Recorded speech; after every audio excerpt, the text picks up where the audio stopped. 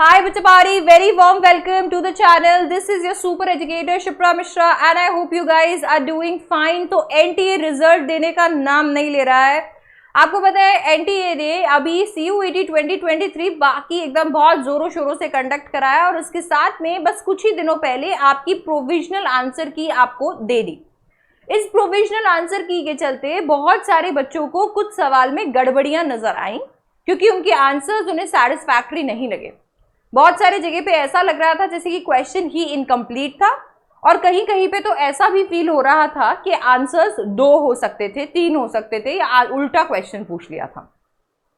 इसी चक्कर में हम लोगों को एक मौका भी दिया गया जहां पर हम प्रोविजनल आंसर की को चैलेंज कर सकते थे और आप में से बहुत सारे बच्चों ने अपने क्वेश्चन जिनके अंदर वो कॉन्फिडेंट थे उन्हें चैलेंज भी किया।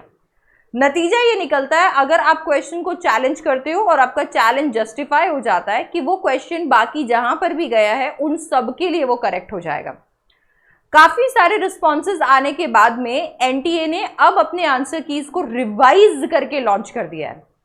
हालांकि अगर हम CUET की ऑफिशियल वेबसाइट पे जाते हैं, आपको गूगल पे CUET लिखना है, आप अपनी ऑफिशियल वेबसाइट पे आ जाएंगे cuet.samant.ac.in पे। जब आप यहाँ आएंगे तो आपको यहाँ पर revised provisional answer keys of CUET UG 2023 are available करके एक नोटिफिकेशन मिलेगी और नई ताज़ा नोटिफिकेशन जो है वो आपको यहाँ पर देखने को मिलने वाली है। अब जैसे कि मैंने आपको बताया कि एनटीए के हमेशा थोड़ा ऐसा होता है ना, समाचार थोड़े ढीले चल रहे होते हैं, तो यहाँ पर भी कुछ ऐसा ही था। यहाँ पर ये जो है ये पब्लिश तो कर दिया था 3 तारीख को, पर ये एक्चुअली आज से इफेक्ट के अंदर आया है, आज 7 तारीख से इफेक्ट में आया। अगर आप इसे खोलेंगे तो आपके पास में आपकी नेशनल टेस्टिंग एजेंसी द्वारा CUET UG के लिए फाइनल प्रोविजनल आंसर की जो है उन्होंने कर दी है जारी। इसका मतलब ये है कि अगर आपने किन्हीं भी क्वेश्चंस को चैलेंज किया था, आपको लग रहा था कि नहीं ये क्वेश्चन जो है इनका आंसर कुछ और हो सकता था या ये क्वेश्चन ही गलत थे, तो आप अभी जाकर चेक कर सकते हैं। आप चेक कर सकते हैं कि कौन कौन से क्वेश्चंस, कभी कभी क्या होता है कुछ ऐसे क्वेश्चंस होते हैं जो एनटीए की तरफ से गलत होते हैं। कितनी बार हम लोग PYQs कर रहे थे और हम हंस रहे थे, हम सोच रहे थे अरे यार ये क्या क्वेश्चन है, ये तो गलत ही है, ये तो इसका तो आंसर ही गलत है। हम ऐसा इसके लिए कर रहे थे क्योंकि सच में ऐसा होता है। बहुत बार आपको ऐसे सवाल पूछे जाते हैं जो सवाल कहीं ना कहीं गलत हो सकते हैं, इनकम्प्लीट हो सकते हैं या उनके 2 या 3 आंसर्स हो सकते हैं। अब 2 या 3 आंसर्स होंगे तो it won't make sense, right? And specially जब आप एग्जाम में बैठे होते हो। तो जब प्रोविजनल आंसर की आई तो बहुत सारे बच्चों को इसके बारे में पता चला।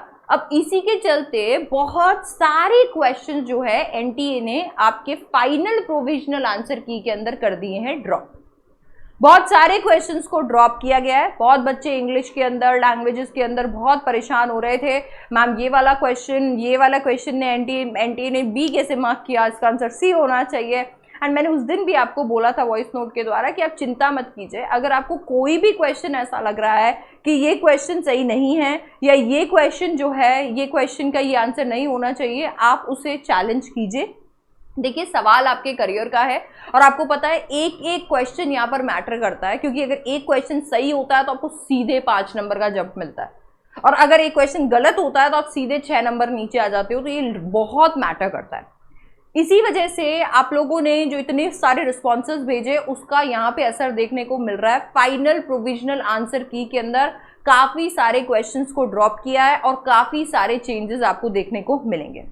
अब इसके लिए आपने क्या करना है, आपने जाना है अपने वापस से अपने डैशबोर्ड पे जाके लॉगिन करके चेक करनी है अपनी फाइनल प्रोविजनल आंसर की, चेक करने अपने सारे क्वेश्चंस के जो आंसर है आपने जिन्हें चैलेंज किया था, और अगर आपने चैलेंज नहीं भी किया था तो आपके कोई बदलाव आए हैं क्या। आप फिर से अपना एक टैली निकाल लीजिए कि आपके कितने क्वेश्चंस जो हैं वो सही हुए हैं according to final provisional answer key, और मुझे जरूर कमेंट सेक्शन में बताइए कि आपको क्या बदलाव जो है वो महसूस हो रहे हैं।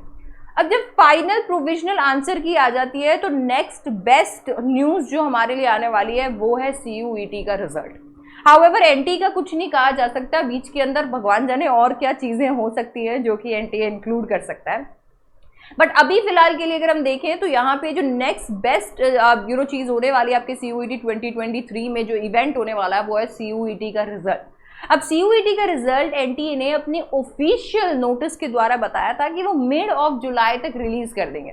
अब मिड ऑफ जुलाई का माने तो मतलब 15 जुलाई से पहले लगभग आपका रिजल्ट आ सकता है, नहीं तो 15 जुलाई के आसपास आपका रिजल्ट आएगा।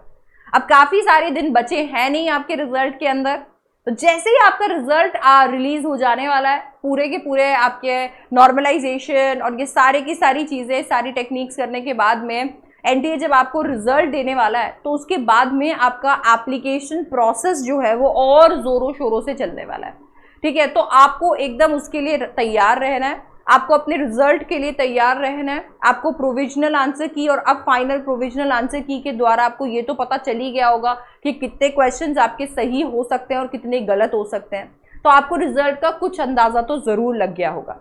अब जब रिजल्ट आएगा तो उसके बाद में आपने अपने जो कॉलेजेस हैं, अपने जो यूनिवर्सिटीज़ है, जो प्रेफरेंसेस हैं, उनके अकॉर्डिंग अपने एप्लीकेशन पे फुल टू फोकस करना है।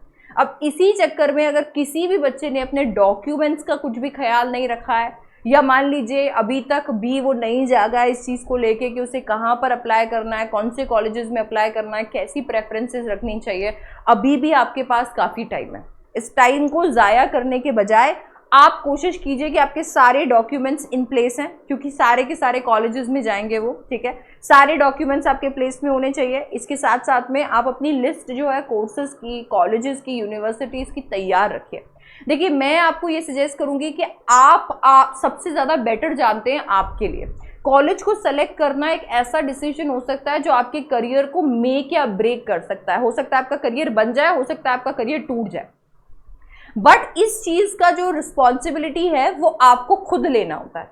अब ये बहुत सारे फैक्टर्स पे डिपेंड करता है। देखो, ऐसे फैक्टर्स जो बहुत ही प्रैक्टिकल है, जो बहुत ही अकेडमिक है, उसमें नेचुरली आपको आपके टीचर्स मदद कर सकते हैं कि कौन से कॉलेज एकेडमिकली बेस्ट है, को करिकुलर एक्टिविटीज़ में बेस्ट है।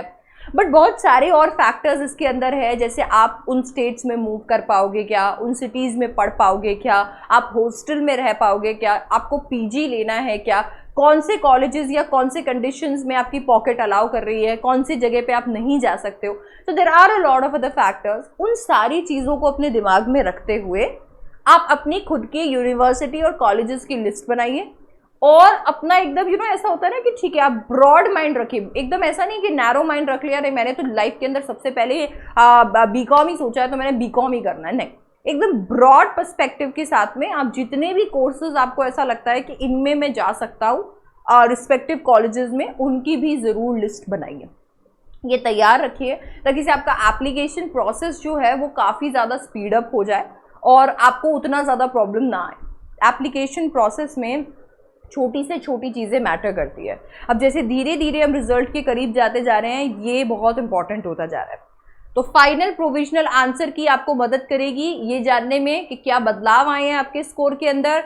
रिजल्ट आने वाला है बहुत ही जल्द, 15 जुलाई के आसपास जो है, स्पेक्यूलेशन है, and in fact of course NTA ने अपने नोटिस के अंदर भी बोला है मिड ऑफ जुलाई।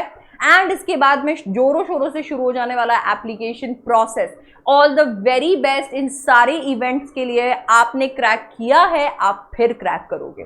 ठीक है, बस मन में विश्वास रख के आपको चलना है। एंड इस वीडियो को जरूर लाइक करना है, अपने फ्रेंड्स के साथ जरूर शेयर करना है, ताकि वो भी जाकर चेक करें अगर उनके स्कोर्स में कोई बदलाव है।